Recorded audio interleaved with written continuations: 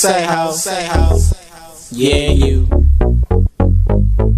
Can I ask you a question? What's up, guys? Hope everybody's doing well. I've been having a little extra time on my hands here lately, and at night I've been kind of bored, so I've been going through this Gilroy shoot.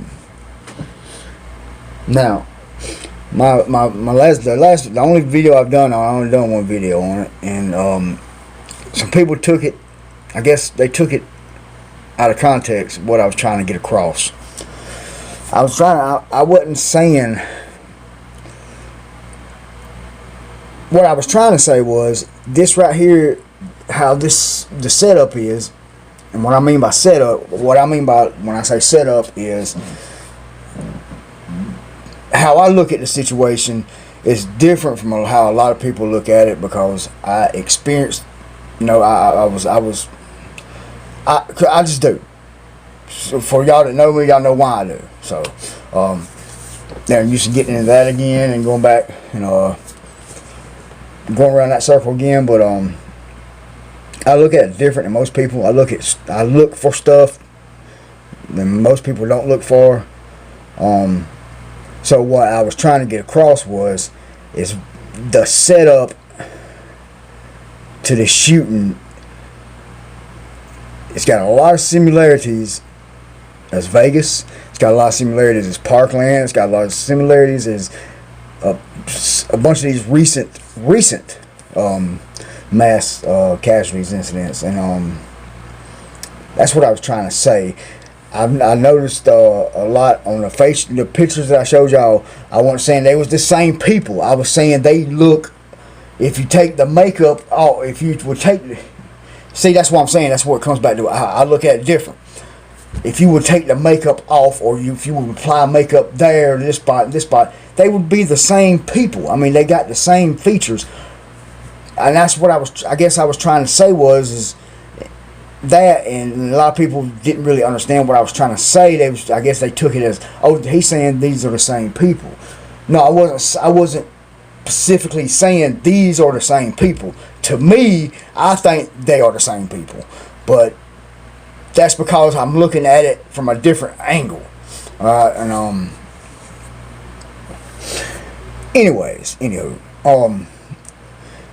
I found a couple of videos that I ain't seen on YouTube, cell phone footage of it, and if you're an active shooter, if you're a shooter, I just say for the people that can comprehend what I'm saying, just put yourself in the place of the shooter. Okay, say you're a guy, or say you're a person that's troubled, that's got mental issues, or whatever the deal is with you, and you want to go shoot a place up. Your intent is to shoot a place up. Now, you know the consequences behind that. You either going to kill a bunch of people and then kill yourself, or you're going to kill a bunch of people and you're going to be like an idiot and give up and go to jail for the rest of your life, or you're going to kill a bunch of people and you're going to make the police kill you. Only three scenarios, only three outcomes will come out of that. So, knowing that, you're going to just say you're a troubled person and you're going to go shoot a place up. Alright? Your intent is to kill. Now, if your intent is to kill, then I'm going to show you a clip of one of the witnesses saying something that don't match up with a active shooter, a troubled person that's going up in a public place with a high power rifle and just trying to kill as many people as they can. And I don't care who you are, Alan, whoever you are. If it adds up to you, then you're troubled. It don't add up to the same person. This does not add up, and this only tells you one. This only like recommends that it's one thing if you just look at this clip. But I'm not here to change nobody's minds. I'm not here to persuade nobody. I'm giving you the thoughts of what I think about it, or what I see, or what I comprehend through these videos and through the words and stuff, and I'm gonna show you that clip. And also, this scenario of this garlic festival, the story has been everybody that's supposedly seen the shooter, I don't know if anybody's noticed this, but everybody that's supposedly seen the shooter, they had time to see him because of he was fumbling with a clip. That's the story. If you go and look at any of these witnesses, that's when they tell you that's when they seen the guy. I looked up and he was fumbling with his clip, and that's why I ran or whatever the deal they say they was doing. But that's the backdrop on it of that's the only reason why they had time to see him without them shooting him, because he was fumbling with a clip. If he was fumbling with a clip, that should have been a hero quicker than what it was.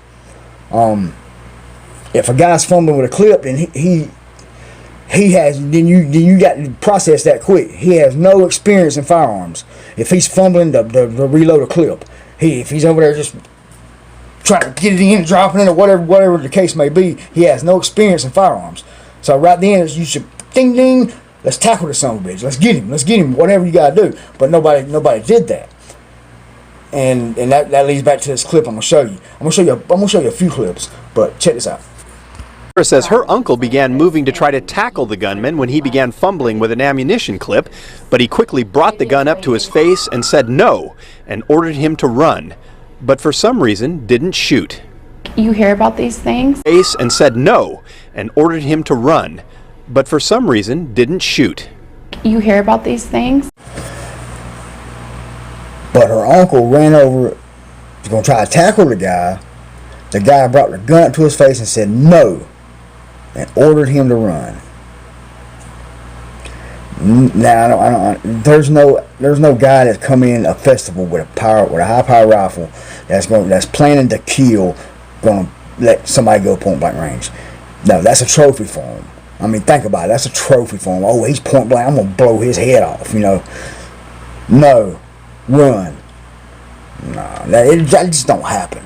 I mean, that don't happen. And I know what the response is going to be to that. Well, he was there to target certain race. No. He might have been there to target. He might have been there. His intent was to shoot the Mexicans or shoot the blacks or shoot the whites or whatever he was there to do. But he is there to kill. That's his purpose. To be there with a gun is to kill. So I mean, I don't. That ain't gonna fly. He was there. He was targeting certain. No, he might have been, but he is there to kill. That's his overall objective. He's there to kill. All right. Now, this next clip I'm gonna show you is the clip. It's about the little boy. Now some people's gonna take this wrong, and I'm probably gonna come across as being wrong. So let me go and get this out of the way. I'm not saying that the little boy didn't die. I'm not saying the little boy did die. I'm not saying none of that. Either way, I feel sorry for him. Because if he didn't die, then I feel sorry for a guy applying for that acting position to get on here saying that his little son got shot. I feel sorry for that. I feel sorry for if he did get shot and die. My condolence goes out to him. So I'm not saying that he did or he didn't die. I'm saying that if that was me that just lost a kid at a mass shooting incident, if I lost my 8-year-old son, I'm going to be a little more upset than this. Check it out. Said that they shot my son and they took him from her, like the officer. Said that they shot my son and they took him from her, like the officer. Couldn't believe what was happening. That what she was saying was a lie. Maybe I was dreaming. I was on the way to Gilroy Gardens when I called Kaiser. Kaiser told me St. Louis, and then the St. Louis hospital called me and told me that she was there and my son. They told me he was in critical condition, that they were working on him, and then 5 minutes later they told me that he was dead. Alright guys, that's all I got. I'm gonna leave y'all with with a couple clips, short clips that I ain't seen on YouTube that I have found on Live Leak. Then I'm gonna show you 2 quick clips of some more similarities that's with these mass shootings here lately. Well, actually, one clip is of that, and one clip is of a couple witnesses. Actually, the band is a clip of the band giving a witness statement to the reporter. But on that one, just listen how formal, or how, not formal, listen how they describe the chaos. Just listen, and you make your own assumptions. Just tell me, just let me know if would that be how you would describe what you just went through, or would you use more like other words? So that's it. Be good at it. Are you okay?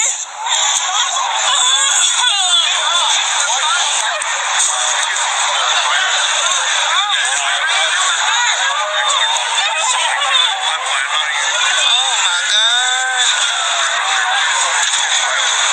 Do y'all need gloves?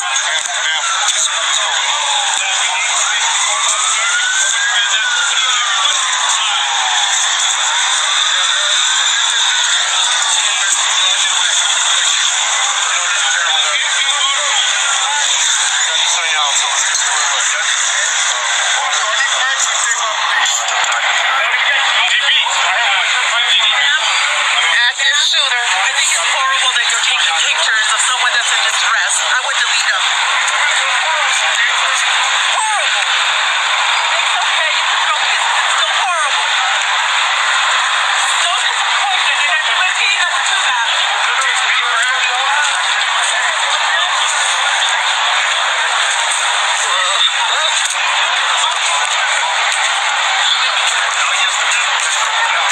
I can't believe this. I don't believe this. Just past me by the comm center. Right or left? Straight on the right.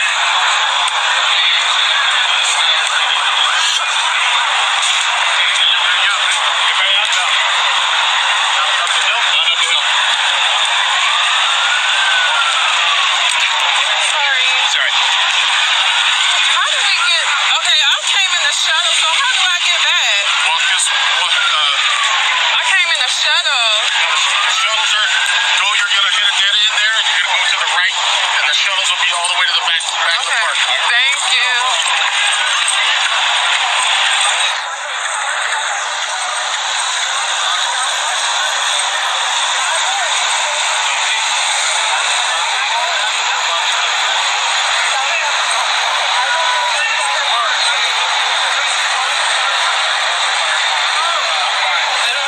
You can see even in darkness, there is light from first responders, from emergency personnel that are on the scene. And as we zoom in, you can see the number of vendor tents, the number of large booths, and the stage area where we heard witness accounts of what happened. Numerous people saying they saw the shooter. They saw the shooter who was clad in a dark shirt and dark pants.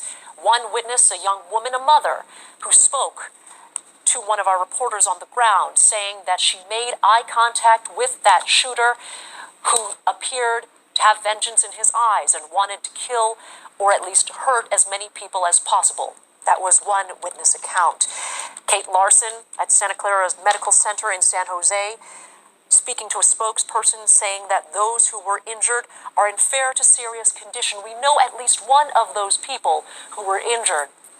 A cousin, we know because she spoke with a 12-year-old boy who was remarkably calm and composed, giving an account of what it was like to be on vacation in California, visiting his family here from Mexico. And this was the last thing he had expected on a sunny summer day, celebrating the third day of the Gilroy Garlic Festival. We do know that 3 people are dead and 12 injured. And a reminder from Gilroy Police, who confirmed to us that this is still a very active scene. People are being told to stay away from the Christmas Hill Park area. We are taking a live picture on the left-hand side. This is what I believe is Gilroy High School, where first responders are staged. We are waiting right now for a press conference to happen as well at the Reunification Center at Gavilan College. On the left, you see what appears to be a large tour bus transporting people to this Reunification Center and also to that staging area. People are waiting to hear from loved ones. There is a hotline set up if anyone is still waiting to hear from friends or family. That number we can provide to you is 408-846-0583. And as we look at pictures from above, from Sky 7, giving you an idea of just how large this festival is, people descend on Gilroy each and every year. For decades they have. I didn't hear him say anything. After, when we were under the stage trying to be safe and small, I heard somebody going, "Because I'm angry." Couldn't see him.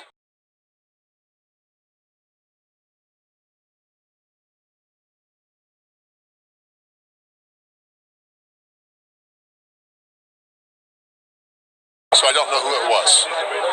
Could have been him. It sounds like it could have been him, but I don't know. Can you describe him? Was he young? At my age, everybody's young. But he seemed to be somewhere between 30 and 40 would be my guess. I'm not very good at that. Okay.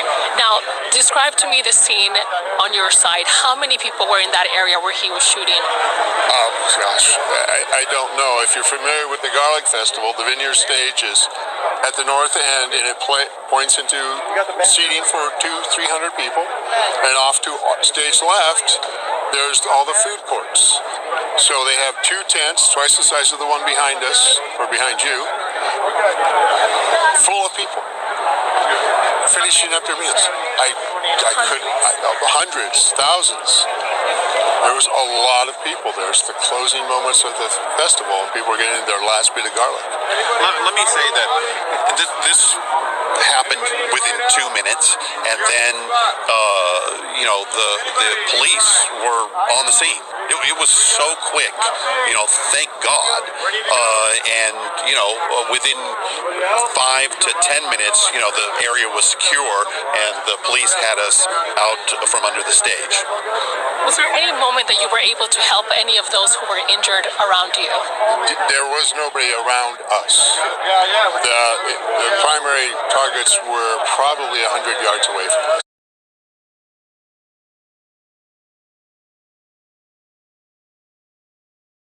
Nobody around us. The primary targets were probably 100 yards away from us. And by the time it was clear for us to leave, they had already been attended to. Yeah.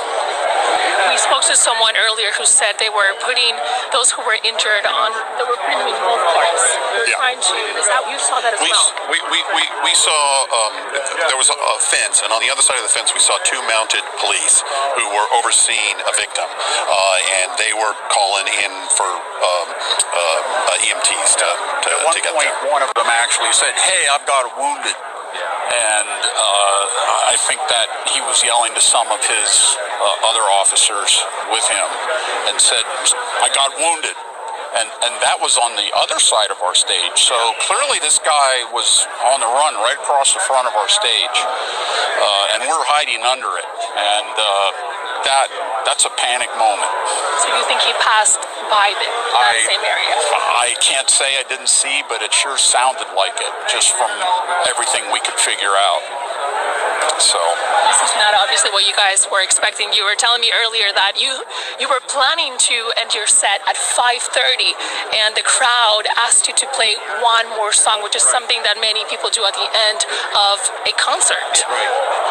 Yeah, it was an encore, and we got about halfway into it, and that's when this whole mess started. Thank you so much for speaking to us.